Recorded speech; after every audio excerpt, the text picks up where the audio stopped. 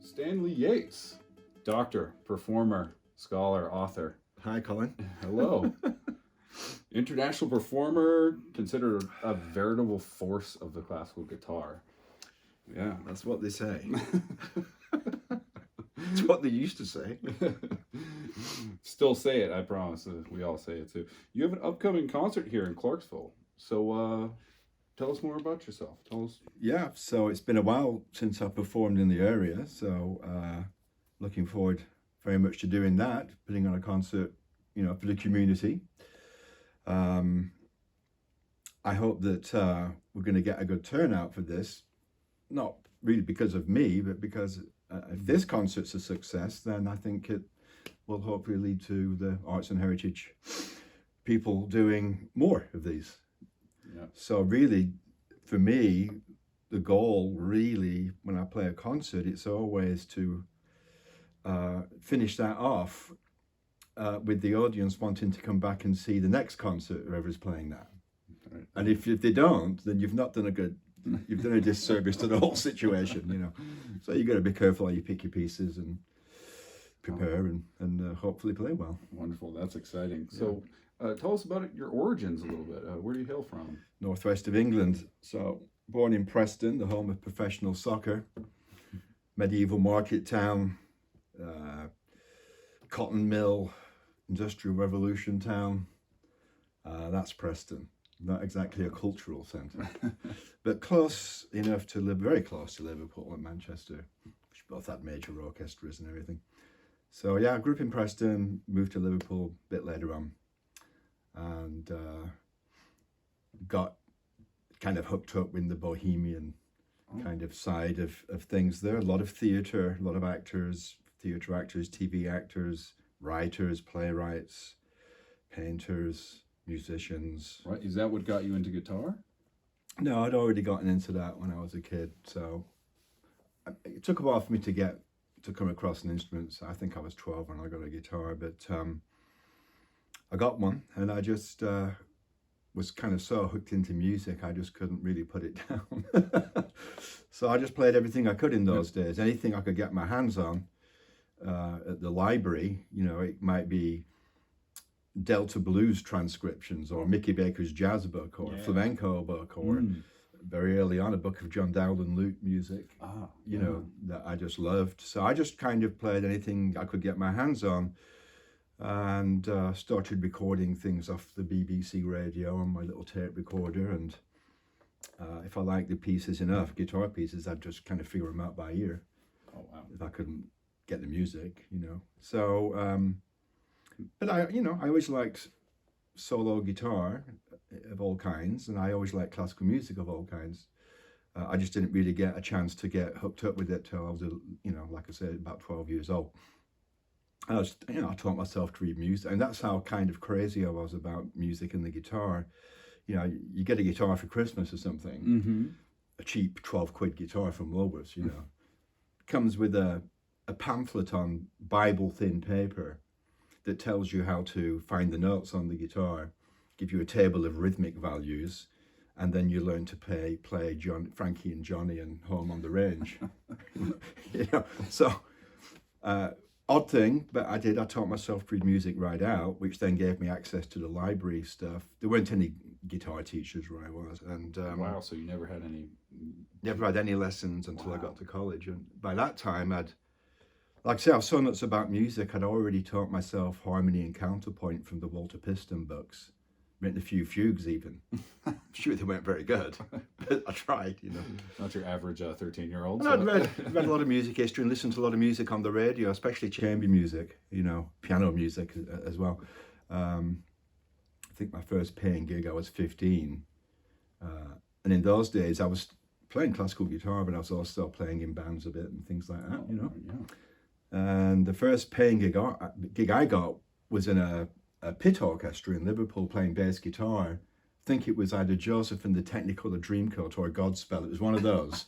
And I could read bass clef, you know. It's like I was probably, and it was kind of, the entire thing was for younger people. That was the idea. They wanted younger musicians, and I think I was the only kind of young person who could read bass guitar music. Yeah. Right, and so this carried through. You mentioned earlier about 3 phases of your performance career. So shortly after, did you begin a performance career? Or? Yeah, so the performing started right away. As soon as I got to college, they started farming me out to play concerts. First of all, just share a concert with someone maybe around Liverpool. Pretty quick, you know, did a concerto first semester. I used to keep my programs and number them. And I remember writing down number 100 in the top corner. I probably got it upstairs somewhere, that big filing cabinet. So that was my 100th concert I'd given, and I was probably still a second year or third year, probably a third year undergrad student. And I, you know, won a few prizes here and there. And by the time I graduated, I'd gotten on the British Arts Council roster, played concerts in a number of countries in Europe. Done some things in London, and was basically had a career. I mean, all that changed is when I graduated, I didn't go back to the college anymore. I just carried on with my concert playing. So that was the first one, and I just used to learn tons and tons of repertoire and all kinds of crazy things to get reviews in the guitar magazines. Oh. When you're from up north, they're like, well, he's from the northwest of England, he can't be that good, can he? So they don't want to review you down south in London. You have to really do something outrageous to get them to come out. And then I started getting lots of reviews, and it was my means of living, you know. I mean, I did a little bit of teaching, but that was my living, playing concerts. And so I had to actually get them. So I had a bit of help from not a particularly high-level agent, but someone nevertheless. And made a lot of phone calls, sent a lot of letters. No internet back then, no email. Right, yeah. You got the addresses from the back of the guitar magazine of the guitar societies, or you could buy this publication that came out each year. It had a list. It was like an industry book. It had all the agents' names and addresses, all the artists, venues, and you just go through that book and send letters out, make a brochure, send that out, whatever, and make a lot of phone calls and start getting reviews. In those days, you could get reviewed in newspapers quite often. Yeah, you know, and people read them. You could actually read the review the next morning of your concert. You know, and got a bunch of reviews, and then you're off to the races. You know, but and so that was all centered in England, of course. I was still living in Liverpool, but I was playing mainly in the UK, all over, but also quite a bit in Europe as well. Oh, wonderful! Yeah. I'd already got an international and a national prize by then, before I left college, actually. So it was pretty seamless, but I did have to make a living, you know, as a solo classical guitarist. Right. And but, you know, you have that. I mean, it was never my plan. Everyone, when I got to college, assumed, well, he's going to do this, you know. So I just did it. I did that all through the 80s. And then I met my wife in Liverpool, who was American. We had a child. And I was really thinking, I've had enough of this touring around. Wow. You know, when you go away for a few weeks, you play 10 concerts in sometimes 10 days, or, you know, or in 2 weeks, and getting your guitar on the plane and missing trains and flight cancellations. And it takes a certain amount of energy, and it's not the most, how can I put it? I didn't feel it was, you know, it's 2 things. I mean, I'd done it. And I was getting tired, and then I had this young family, so I decided, okay, I'm going to go back and do a PhD and become a music analysis lecturer at university. Right, and so this is when you came across the pond, as they say? Well, I was going to do that in England, but or Holland, one of the two, and then a few other things were kind of being talked about.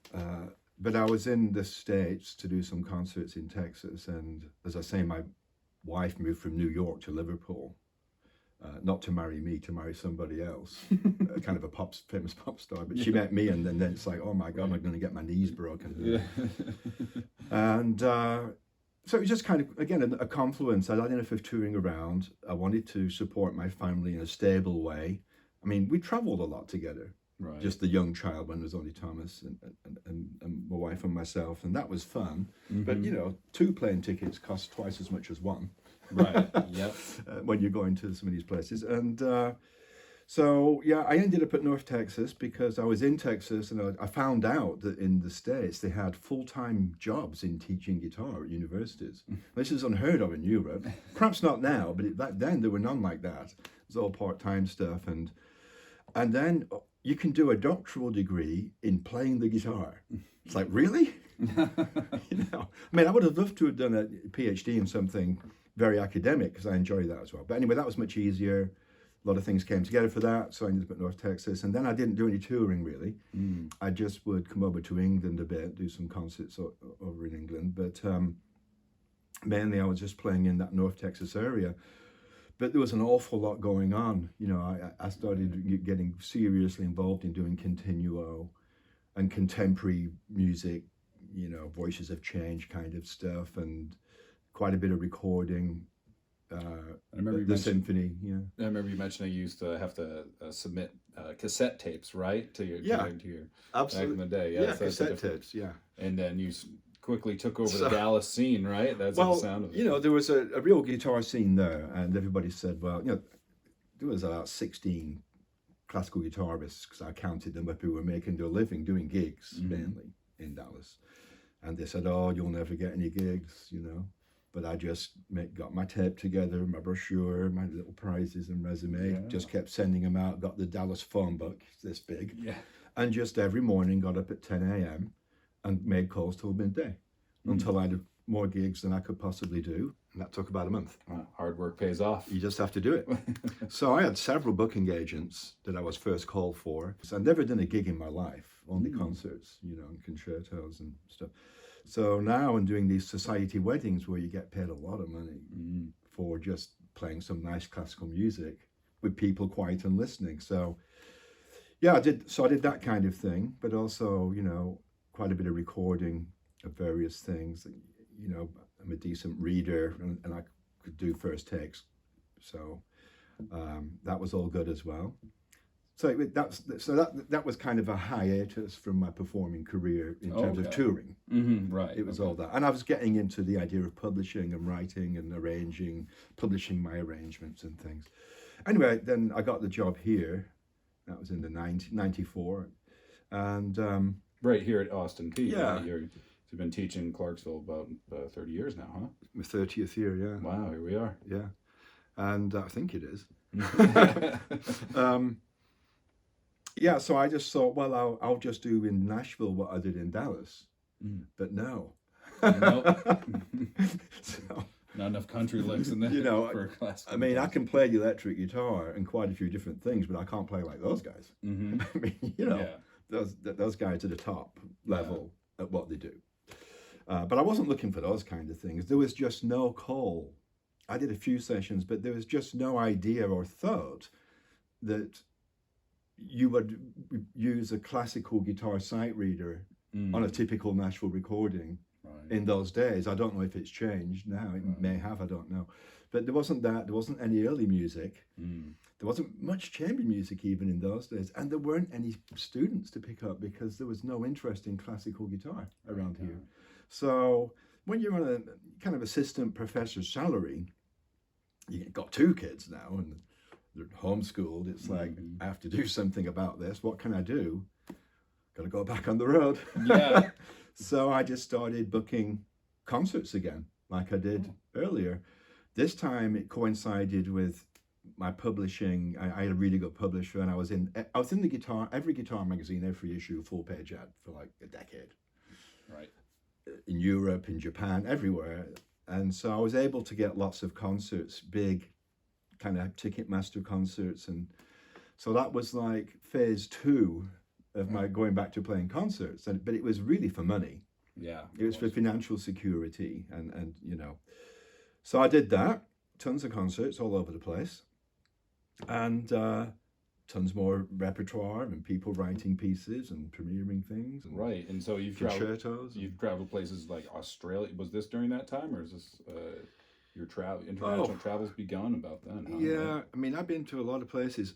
I think in that time, most of what I was doing would have been in Europe, Italy, England, for sure, Germany, and the US and Canada. It was really mainly around that. There might have been the odd other country, but that was like the third phase. So when I no longer needed to make quite so much money, as you get promoted to a full professor and got all these publishing royalties, which really mounted up because I had all these bestsellers, you know.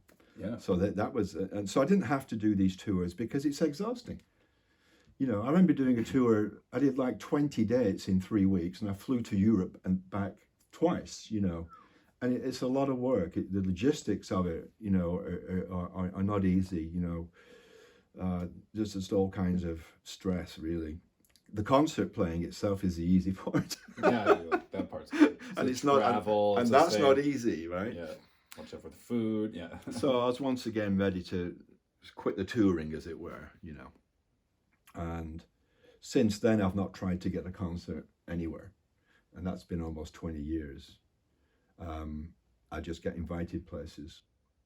Right, like you said, Australia. We have Brazil. Just all over. The Royal Palace of Romania. That's Romania, Royal Palace, yeah. Broadcast on a national documentary on Romanian TV. I played the National Radio Hall live on the TV. That's a huge venue. I did a solo concert and a concerto on 2 different nights, and I was the guest of honor at the Swedish National Guitar Festival, which is the oldest one in Europe. It's like, why me? You could choose anybody, you know. And well, your reputation precedes you. That's great. Bangladesh, right? Hong Kong. Right, you're in Hong Kong China, just before Australia. The lockdown, right? Oh. So I've been to a lot of places, but of course, there's tons more places I haven't been to. But I didn't ask for any of those. You know, it's just time to time people get in touch, and sometimes you just can't say no. You know. Yeah. So that's all that is. So back to the concert here in Clarksville. Let's talk about the program. We got the program figured out now. So pretty much, yeah. So I usually leave it to the last minute before committing to a program. I mean, sometimes, especially when you're doing those tours, you have to send your program way in advance. But this is a kind. I mean, when you're doing just one concert, which to me this is a run-out concert. It's not a tour. I'm just playing a concert. It could be a concert in Serbia, right, which I think is the last place I played out of the country. Somewhere before last, was it? And they were pretty interesting, and they were big venues on the TV again, you know. But when you do a run-out concert, you can leave the programming to the last minute, really, because you know that you're not going to be playing a bunch of things and all that. And so I like to keep things open because I've got about 5 or 6 programs of repertoire they've been in my fingers for decades. Right, yeah. You must, yeah. And I've got always new pieces I'm learning or wanting to play, you know. So I just kind of leave it as late as I can because I want to play what it really is I want to play at that kind of time, you know. So I've kind of done that, but I think I've got decided what I'm going to do. The thing about programming is a real skill. Perhaps it's an art form, I don't know. But there are 2 people involved, or 2 entities involved. There's the performer, right? What I want to play that I like and just want to play. Well, you can't just play a bunch of pieces you like. Yeah. You've got to make a program that's going to be engaging for the audience and have an arc to it of some kind. There's different ways of approaching it, but you've got to make it interesting for the audience. And, you know, I sometimes play programs that are dedicated to one composer or one kind of thing.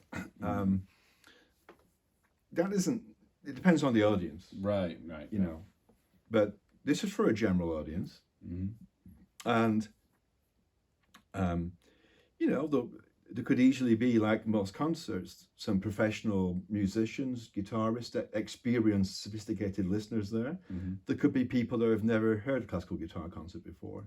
Right. Perhaps never been to a classical music concert. So you've got a wide range of audience members, and you have to provide something in a structure that's going to be engaging for all of them, really. Right. Yeah. You know, as well as because it is a free something concert. You feel connected. Absolutely. And that's wonderful to hear. And music you feel connected to, because you can't play music well if you're not really connected to. You're going to really want to play this music, you know, just so you can really get into it, right? Audience connection. Yeah, that sounds amazing. So one thing about the guitar, classical guitar, if you want to call it classical guitar, guitar with nylon strings, whatever you want to call it. Soft string guitar. Yeah. You know, the repertoire, the main repertoire of high-level music starts in the 1530s. And there's even a lot of it back then, several hundred pieces worth playing, you know. So the guitar repertoire goes back a long time, you know, 500 years. And, you know, there's this Renaissance area of repertoire, there's a Baroque guitar repertoire, originally composed for the guitar, as well as this adopted repertoire that we've kind of taken from certain parts of the Bach repertoire.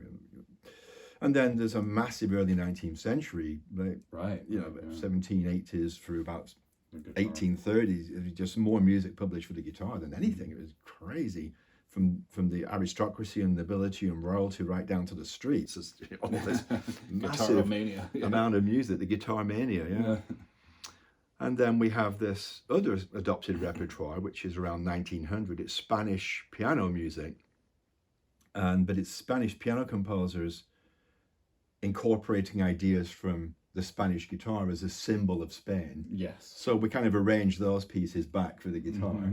And this was done at the time, and the composers, you know, were very much on board with it. Right. So there's that, and then we've got this insane 20th century, 21st century repertoire. It's just massive. Not every major composer wrote for the guitar, but so many of them did. You know, Stravinsky, Schoenberg, Weber, and Hindemith, they all used the guitar. They couldn't play it, you know. And then we have this kind of second Renaissance, you know, and you have the Julian Breen thing with Benjamin Britten writing a 20-minute piece and other things, songs and so forth, William Walton, Tippett, all kinds of people.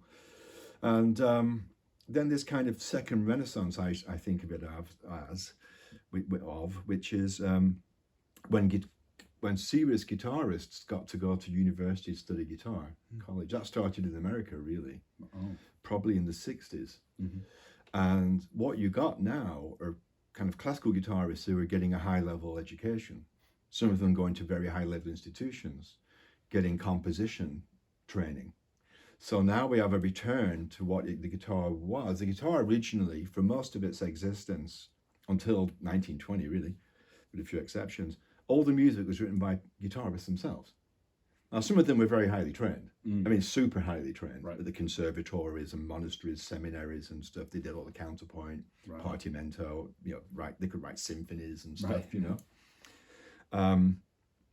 But in the, you know, 1920s and on, you know, a composer wrote a piece and he couldn't play the guitar. He happened to be a very major composer. My mother defined it, just opened the floodgates. So we got all these composers using the guitar, solo pieces, chamber music, concertos. And then we get a return to guitarists writing. Now, Villa-Lobos was a guitarist.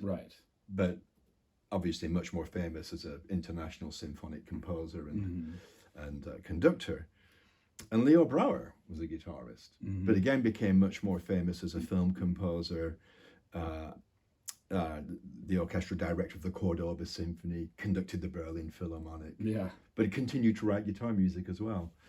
But Brouwer, Villa-Lobos, they kind of reopened the door for highly trained guitarists studying at music school, studying composition. So then we get this second renaissance of music written for the guitar by people who can play it and who can play it really well. So it's like, you know, Rachmaninoff concertos. I mean, it's not just the themes. I mean, they're bloody difficult. But, of course, he played those. Right? You can't imagine music like that being written by a brass player, no matter how good a composer they may be, because they can't get their hands viscerally on that instrument. On the instrument, you know? And so you mentioned something about this being a survey at your concert, your program a little bit? So we have all that, and we have all this South American music from the 20th century. And, you know, there's music being written all over the world for what we still call the classical guitar. You know, it's composed music, you know, and there's all kinds of iterations of it. So, so one thing that you can do with a guitar program quite easily is have a very wide range of historical national styles, and these styles often incorporate folkloric elements, put them in a more modern language, but there's just a richness of variety, you know. And some of this music, of course, includes music written by top-notch composers. It includes music written by guitarists. But there's such a wide range of it. Right. So to me, that's a good way to something I enjoy programming along those lines. Yeah, You know, you can, a lot of variety, you can tap diversity, into history in such a history, and but also the various, repertories of guitar music of the last 100 years right, as well. including one. I know you've mentioned this. Stepan Rack, right? Is a famed guitar composer. Yeah. Speaking of Stepan, I'm going to play two pieces. I'm going to finish each half with a big piece by him. that's exciting. So, If anyone doesn't know Stepan Rack, we'll link him in the video here. like I said earlier, you're always likely to have an audience who are at mixed levels of experience and expertise as actual listeners. Right.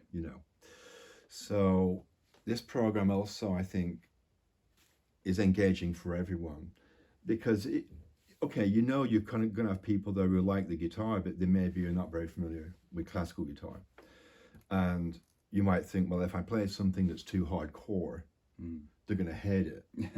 But if you put in the program, you put those kinds of things in the right place, it always works. And that's good programming right there. And it's a real balancing act. Yeah. That's the art form you're speaking. So, but I've done a lot of them. So, yeah, I don't know how many thousand concerts. I don't know what it is. Yeah. So I can just talk through the program a bit. So I always want to play some early repertoire for the guitar, and that could be the kind of later Renaissance or the Baroque period. But this time I'm going to play some Dowland lute music because I just really want to. And, the lute and the guitar are very similar instruments, especially at that time, 6 strings each, tuned almost the same, frets. So there's a lot of, you can put your fingers in the same place that Dowland put his. Right. Well, yeah. But the guitar did not evolve from the lute. They both coexisted always. But Dowland, I think, is one of the first composers that I really got attracted to. I think he was the best composer in England at his time, one of the best in Europe, and his music's just very beautiful. So I'm going to do one of those. It was very popular too, apparently. Yeah, well, the piece, certainly one piece I'm going to play, like Me Pavane, it exists in 30 or 40 versions, written out by all kinds of people who were either copying some version they got of Dowland's or were rewriting it a bit or that kind of thing. It's a bit like Josquin, there were a lot of Josquin Duprés. A lot of people called Josquin Dupré. But so I'm going to do that, and that's nice for me. It's nice for the audience because it's just beautiful, straightforward. Listen to this, and it sounds very different to anything else I'll do because it's 500 years old, And then I'm not going to do any Baroque music. I'm going to play. I always play something if I can from that early 19th century repertoire because it's huge. It took me a long time to unravel how to play that stuff. I always played early music and super modern music. Basically, lute and Bach and atonality was my thing for ages. And people would come to those concerts. But it took me a long time to figure out how to really bring that music alive, probably when I was 40 or something, So I'm very interested in it. So I'm going to play I'm going to play the last piece that Fernando Sor wrote. And Fernando Sor was mainly a guitarist, but he was a very successful composer of orchestral music for the ballet. He wrote music for the Bolshoi Ballet when he was in Russia. He wrote music for the funeral music for the death of Tsar Nicholas. I get these names mixed up. And the coronation music for the next Tsar. Wow. Violin concertos, choral music, all piano stuff, all kinds of things. But the guitar is his thing, and this is the last piece he wrote, which is a really special piece. So I'm going to play that. And then, what else? I'm going to play a beautiful piece by Granados, which is one of these Spanish piano guitar-inspired pieces that I'm going to steal back, which is an arrangement I made when I was about 18. Oh, wow. And I only got around to publishing it a few years ago, but it's already been recorded and put on YouTube a bunch of times and pirated, So you've been arranging since you were 18, you say? Huh? Or before that. Oh, wow. Incredible. Yeah, I arranged a cello suite when I was about 15. All of them? Yeah. and a lot of violin stuff. But I did them again when I grew up and knew a bit more. Yeah, polished them up. But I've always been arranging. It's less expensive than buying the music. Ah, so yeah, necessity. It's the mother. And so I do that Granados piece. Very nostalgic, beautiful music. It's the kind of music that you don't need any background to listen to that. And no matter who you are, no matter what your experience is, you're just going to go, oh, what a beautiful piece. You know, it's just so evocative. Then the rest of it's going to be more recent stuff. So I think I'm going to do a little set of 3 of these important pieces. The Fire piece. So my mother Fire was the first who couldn't play the guitar at all, to write something that was really serious, you know, and so that, which he was asked to write a piece after his friend died, Debussy. He wrote a guitar piece. It's like, why? Amazing. I'm glad he did. Yeah. He later orchestrated it. And I'm going to do something of Villa-Lobos, because it's like the next major thing, you know, a major symphonic chamber piano composer, super successful internationally, who was a virtuoso guitarist as a young man, made his living, became so famous with the composing that he didn't have to play the guitar anymore. Yet he periodically wrote music for the guitar, and every time he did, it was like a revolutionary way of using the guitar, you know. That's exciting. And Leo Brouwer, I'm going to play something by Leo Brouwer, which is Cuban infused Afro-Cuban rhythms and things, but kind of fused with Stravinsky and the Rite of Spring is what it is. Modern, yeah. You know, it's exciting and it's dramatic, you know. And again, Brouwer found a new way to use the guitar. Then finally, Stepan Rak, who he emerged on the scene in the 80s. It was like a tsunami. He just developed all these insane techniques, especially in the right hand, very intricate tremolo arpeggios that allow him to spin out harmonic progressions over bigger spans of time. So he's kind of thinking like an orchestra and all kinds of other things. Amazing, you know, and really great music, because it's descriptive music. It's not abstract music, right? So the pieces that I'm going to play, I'll talk about them in the concert, but they both tell stories. And they're very descriptive. Stepan was a painter in college. He played the guitar to make money and just developed these in crazy techniques, you know, which at first, when he gave me a bunch of music, it's like, the piece that he dedicated to me, I couldn't play it. It's like, how is this possible? And I really wanted to, and I just couldn't do it.